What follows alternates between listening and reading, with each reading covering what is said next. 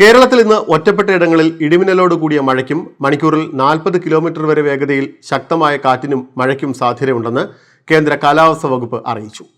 വടക്ക് പടിഞ്ഞാറൻ ബംഗാൾ ഉൾക്കടലിന് മുകളിലായി സ്ഥിതി ചെയ്തിരുന്ന അതിതീവ്ര ന്യൂനമർദ്ദം ഒഡീഷയിലെ പുരിക്ക് സമീപം കരയിൽ പ്രവേശിച്ചു.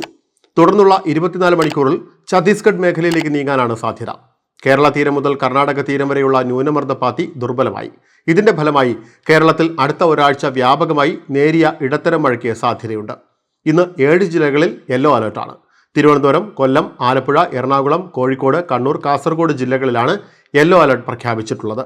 ഒറ്റപ്പെട്ട ശക്തമായ മഴയ്ക്കുള്ള സാധ്യതയാണ് ജില്ലകളിൽ പ്രവചിക്കപ്പെട്ടത്.